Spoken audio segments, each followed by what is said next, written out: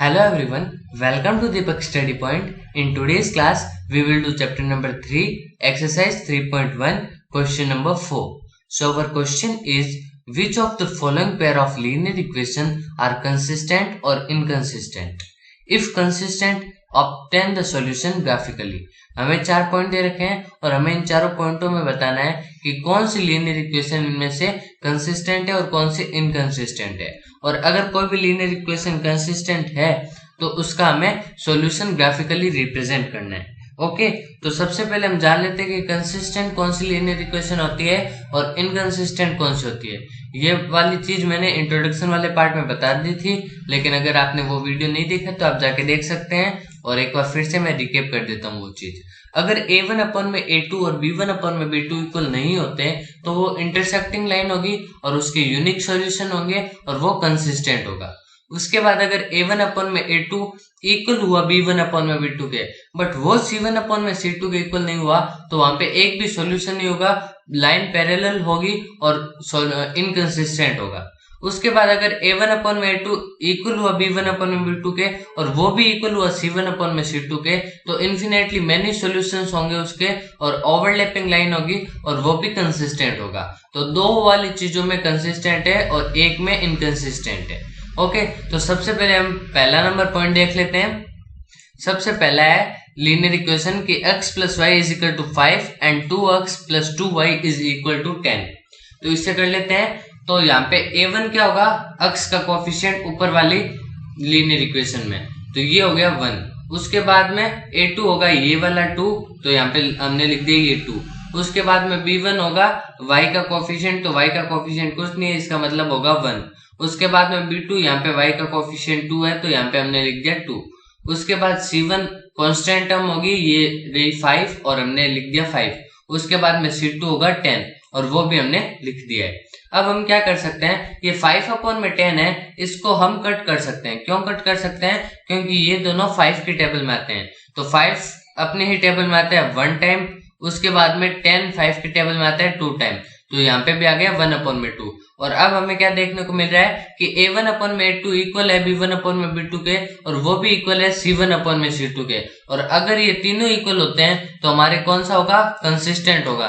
तो हम नीचे लिख देंगे the equation are consistent and they have infinite number of possible solution, so the equation are consistent. इसके लिए ये सॉल्यूशन कंसिस्टेंट है। ओके, अब अगर ये कंसिस्टेंट है तो इसका हमें ग्राफिकली भी रिप्रेजेंट करना है, तो हम रिप्रेजेंट कर लेते हैं। तो सबसे पहले पहली वाली इक्वेशन लेते हैं, x plus y is equal to 5। अब इसमें x की वैल्यू को लेट कर लेंगे।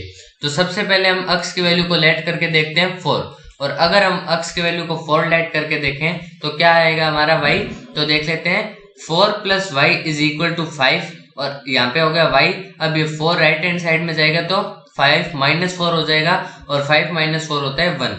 तो x की वैल्यू हमने 4 ली तो y की वैल्यू हमारे पास आई 1। उसके बाद में x की वैल्यू को लेके देखते हैं 3। तो अगर हम x की वैल्यू को 3 रख के देखें तो 3 plus y is equal to 5 और ये y इधर हो गया और ये 3 राइट हैंड साइड में गया तो 5 माइनस 3 इज इक्वल टू 2 हो गया। तो x की वैल्यू को हमने 3 लिया तो y की वैल्यू हमारे पास आ गई 2। अब एक बार फिर से x की वैल्यू को लेट करके देख लेते हैं, इस बार लेट करके देखते हैं 2। तो x की वैल्यू को अगर हम 2 लेट करके देखें तो 2 plus y is equal to 5 और ये रहा y यहाँ पे और ये 2 राइट हैंड साइड में जाएगा तो माइनस का हो जाएगा, तो 5 माइनस 2 इज इक्वल टू 3। तो इस बार y की वैल्यू आई है हमारे पास 3 और ये भी हमने यहाँ पे लिख दिया है। अब एक सेकंड इक्वेशन को भी लेट करके देख लेते हैं। सेकंड इक्वेशन हमारे पास थी 2x plus 2y is equal to 10। इसमें सबसे पहले x की वैल्यू को लेट करके देखते हैं 4।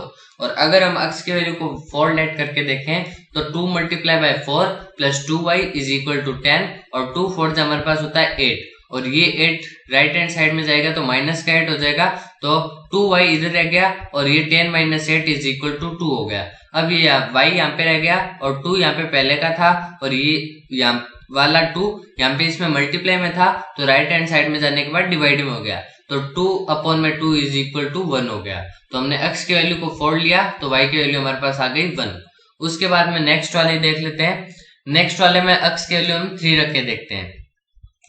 तो 2 मल्टीप्लाई बाय 3 और प्लस में 2y इज इक्वल टू 10। अब 2 मल्टीप्लाई बाय 3 होता है हमारे पास 6। ओके, और प्लस में 2y हो गया इज इक्वल टू 10। अब ये 6 यहाँ पे प्लस में तो उधर जाने के बाद माइनस में हो जाएगा, तो 10 माइनस 6 इज इक्वल टू 4। अब यहाँ पे y रह गया और ये 4 यहाँ पे पहले का था और ये वाला 2 यहाँ पे मल्टीप्लाई में था, तो इधर आने के बाद यहाँ पे होगा डिवाइड में, तो 4 अपॉन में 2 होता है हमारे पास 2। तो ये सेकंड वाला भी हमने रिप्रेजेंट कर दिया। तो अक्स की वैल्यू हमने 3 ली थी, तो y की वैल्यू हमारे पास आई है 2। अब हम कर लेते हैं लास्ट, एक बार अक्स की वैल्यू को लेट करके देखते हैं 2। तो अगर हम अक्स की वैल्यू को 2 लेट करके देखें तो 2 multiply by 2 plus 2y is equal to 10। अब 2 मल्टीप्लाई बाई 2 होता है 4, उसके बाद में प्लस में 2y इज इक्वल टू 10। अब ये 4 इधर प्लस में है तो उधर जाने के बाद माइनस में हो जाएगा, तो 10 माइनस 4 इज इक्वल टू 6 हो जाएगा और ये y यहाँ पे रह जाएगा और ये 6 यहाँ पे पहले का है और ये 2 यहाँ पे मल्टीप्लाई में है तो इधर जाने के बाद डिवाइड में हो जाएगा, तो 6 अपॉन में 2 हमारे पास आंसर आता है 3। ओके, तो ये भी हमने रिप्रेजेंट कर दिया है 3। अब ये दोनों टेबल्स है, इनको हम ग्राफ पेपर पे रिप्रेजेंट कर लेते हैं। तो इन दोनों टेबल्स को हम ग्राफ पेपर पे रिप्रेजेंट करेंगे। तो अगर हम देखें तो दोनों बॉक्स सेम ही है, क्योंकि इसमें भी x की वैल्यू 4 है तो y की वैल्यू 1 आई है, इसमें भी 4 पे 1 आई है, इसमें भी 3 पे 2 आई है, इसमें भी 3 पे 2 आई है और इसमें भी 2 पे 3 आई है और इसमें भी 2 पे 3 आई है। तो इसका मतलब है कि लाइन एकदम दोनों ओवरलैपिंग बनेगी। तो सबसे पहले फर्स्ट वाले बॉक्स को देख लेते हैं, 4 और 1। तो x की वैल्यू हम 4 ले लेते हैं और y की वैल्यू 1 लेते हैं, तो यहाँ पे बन जाती है पहला पॉइंट। उसके बाद में x की वैल्यू को लेके देखते हैं 3 और y की वैल्यू को 2, तो 3 और 2 रख के देखें तो यहाँ पे बन जाती है सेकंड, और अगर हम रख के देखें 2 और 3 तो यहाँ पे बन जाता है थर्ड पॉइंट। और सेम यही वाला पॉइंट सेकंड वाली टेबल से ही बनेंगे और ये भी पॉइंट यहीं बनेंगे। तो हमारे पास ये एक ओवरलैपिंग लाइन हो गई और हमने यहाँ पे नेमिंग भी कर ली और यहाँ पे इक्वेशन भी लिख दी। ओके, दोनों इक्वेशन लिख दी। अब हम करते हैं पॉइंट नंबर 2।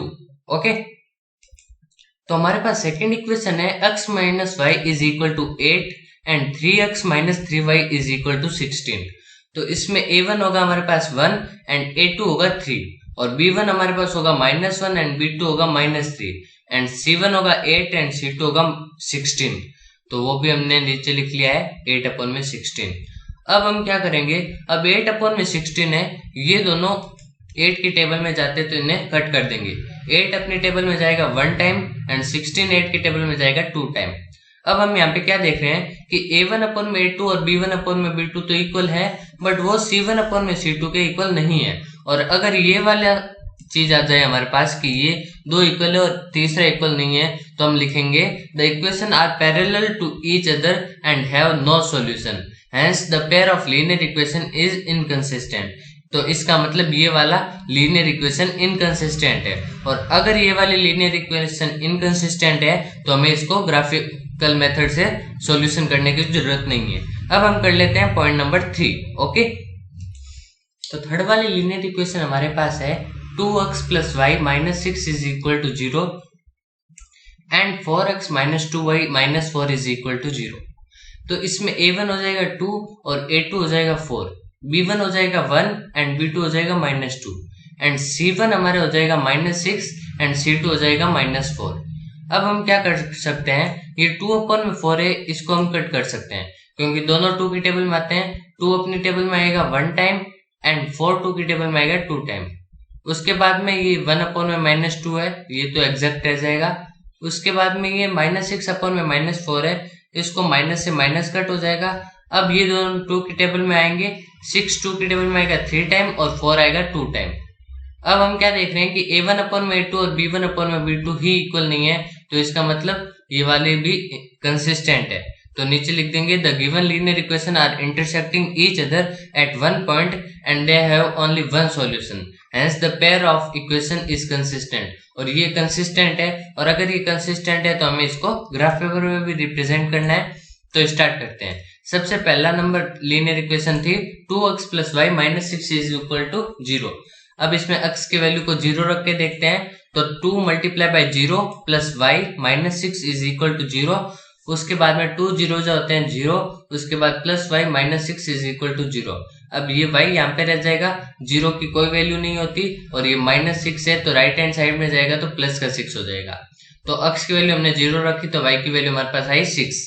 अब x की वैल्यू को 1 रख के देखते हैं, तो 2 multiply by 1 plus y minus 6 is equal to 0। अब 2 1 होता है 2 plus y minus 6 is equal to 0। अब 2 प्लस का है और माइनस 6 है, तो 2 माइनस 6 होता है माइनस 4 और ये y का यहाँ पे रह गया इज इक्वल टू 0। अब ये y यहाँ पे रह गया और माइनस 4 है इधर, तो राइट हैंड साइड पे जाने पर प्लस का 4 हो जाएगा। तो हमने x की वैल्यू 1 रखी तो y की वैल्यू हमारे पास आई 4। अब x की वैल्यू की जगह हम रख के देखते हैं 2। तो अगर x की वैल्यू की जगह हम रख के देखें 2, तो 2 multiply by 2 plus y minus 6 is equal to 0 and 2 multiply by 2 होता है 4 plus y minus 6 is equal to 0 और ये y रह गया यहाँ पे, और 4 माइनस 6 होता है हमारे पास माइनस 2 इज इक्वल टू 0। ये y यहाँ पे रह गया और ये माइनस 2 राइट हैंड साइड में जाने के बाद प्लस का 2 हो जाएगा। तो यहाँ पे y की वैल्यू हमारे पास आ गई प्लस का 2। ओके, अब हम कर लेते हैं सेकंड वाली linear equation 4x minus 2y minus 4 is equal to 0। इसमें x की वैल्यू सबसे पहले रख के देखते हैं 1। तो 4 multiply by 1 minus 2y minus 4 is equal to 0 and 4 1 जा होता है 4 minus 2y minus 4 is equal to 0। अब प्लस का 4 माइनस का 4 ये दोनों कट गए, अब minus 2y is equal to 0 बच गया। अब ये y यहाँ पे रह जाएगा, ये माइनस 2 यहाँ पे मल्टीप्लाई में है तो इधर जाने के बाद डिवाइड में हो जाएगा। तो 0 डिवाइड बाय माइनस 2 होता है हमारे पास 0। तो x की वैल्यू हमने 1 रखी तो y की वैल्यू हमारे पास आई 0। अब x की वैल्यू की जगह हम रख के देखते हैं 2। तो x की वैल्यू की जगह हम अगर 2 रखें तो 4 multiply by 2 minus 2y minus 4 is equal to 0 and 4 2 होता है 8 minus 2y minus 4 is equal to 0 and 8 minus 4 होता है 4 और minus 2y is equal to 0। अब ये माइनस 2y इधर रह गया और ये प्लस का 4 है तो राइट हैंड साइड जाने के बाद माइनस का 4 हो जाएगा और ये y यहाँ पे रह गया और माइनस 2 मल्टीप्लाई में है तो इधर जाने के बाद डिवाइड में हो जाएगा और माइनस 4 अपॉन में माइनस 2 है तो माइनस से माइनस कट जाएगा और 4 अपॉन में 2 हमारे पास होता है 2। तो x की वैल्यू हमने 2 रखी तो y की वैल्यू भी हमारे पास 2 आ गई। अब x की वैल्यू की जगह हम रख के देखते हैं 3। तो x की वैल्यू की जगह अगर हम 3 रखें तो 4 multiply by 3 minus 2y minus 4 is equal to 0 and 4 3 होता है 12 minus 2y minus 4 is equal to 0 and 12 minus 4 होता है 8 minus 2y is equal to 0 and minus 2y and ये 8 राइट हैंड साइड जाने के बाद माइनस का 8 हो जाएगा और यहाँ पे y हो गया और ये माइनस 2 मल्टीप्लाई में है तो इधर जाने के बाद डिवाइड में हो जाएगा तो माइनस से माइनस कट जाएगा एंड 8 अपॉन में 2 हमारे पास होता है 4। तो ये हमने यहाँ पे 4 रख दिया है। ओके, अब हम इनको ग्राफ पे रिप्रेजेंट कर लेते हैं। तो सबसे पहला वाला था बॉक्स 0 1 2 6 4 2 और नेक्स्ट वाले बॉक्स में हमने x वैल्यू 1 रखी तो y की 0 आई, x की 2 रखी तो y की 2 आई और x की 3 रखी तो y की हमारे पास 4 आई। ओके, अब इसको ग्राफ पेपर पे हम रिप्रेजेंट करते हैं। तो सबसे पहले x की वैल्यू 0 है और y की वैल्यू 6 है तो सबसे पहला हो गया यहाँ पे पॉइंट। उसके बाद में x की वैल्यू है 1 और y की वैल्यू है 4 तो 1 एंड 4 ये हो गया यहाँ पे रिप्रेजेंट। थर्ड वाला है x की वैल्यू 2 और y की वैल्यू 2 तो ये वाला थर्ड वाला रिप्रेजेंट। तो सबसे पहले लाइन यहाँ पे बन गई हमारे पास और ये लाइन बन गई, इस पे हमने नेमिंग कर लिया और ये इक्वेशन लिख दी। अब सेकंड वाले में x की वैल्यू 1 है तो y की वैल्यू 0 है तो ये यहाँ पे रिप्रेजेंट हो गई। उसके बाद में x की वैल्यू 2 है तो y की वैल्यू भी 2 है तो ये वाली चीज यहाँ पे रिप्रेजेंट हो गई। उसके बाद में x की वैल्यू 3 है तो y की वैल्यू 4 है तो ये वाली चीज यहाँ पे रिप्रेजेंट हो गई और इसमें भी एक लाइन बन गई और नेमिंग कर दी हमने और यहाँ पे हमने इक्वेशन लिख दी। ओके, अब हम कर लेते हैं लास्ट एंड फोर्थ वाला पॉइंट। तो फोर्थ वाली लीनियर इक्वेशन हमारे पास है 2x minus 2y minus 2 is equal to 0 and 4x minus 4y minus 5 is equal to 0। तो इसमें a1 हो जाएगा 2 और a2 हो जाएगा हमारे पास 4 और b1 हो जाएगा माइनस 2, b2 हो जाएगा माइनस 4 एंड c1 हो जाएगा माइनस 2 एंड c2 हो जाएगा माइनस 5। ओके, अब इसमें हम क्या कर सकते हैं, ये जो 2 अपॉन में 4 है इनको हम कट कर सकते हैं क्योंकि ये दोनों 2 की टेबल में आते हैं तो 2 अपनी टेबल में आएगा 1 टाइम एंड 4 आएगा 2 टाइम। उसके बाद में यहाँ पे माइनस 2 अपॉन में माइनस 4 है तो इस माइनस से ये माइनस कट कर सकते हैं और इस 2 अपॉन में 4 को भी कट कर सकते हैं 1 अपॉन में 2। उसके बाद में ये माइनस 2 अपॉन में माइनस 5 है तो माइनस से माइनस कट जाएगा तो यहाँ पे बच जाएगा 2 अपॉन में 5। अब हम देख रहे हैं कि a1 अपॉन में a2 और b1 अपॉन में b2 तो इक्वल है बट वो c1 अपॉन में c2 के इक्वल नहीं है और अगर ये वाली चीज आ जाए तो लीनियर इक्वेशन इनकंसिस्टेंट होगी। तो हम नीचे लिख देंगे this linear equation have parallel and have no possible solution, hence the pair of linear equation are inconsistent. और ये लीनियर इक्वेशन इनकंसिस्टेंट है, और अगर ये इनकंसिस्टेंट है तो हमें इसको ग्राफ पेपर में भी रिप्रेजेंट करने की जरूरत नहीं है। और इसी के साथ हमारा क्वेश्चन नंबर 4 भी हो जाता है कंप्लीट। थैंक्स फॉर वॉचिंग, मिलते हैं अगले वीडियो में।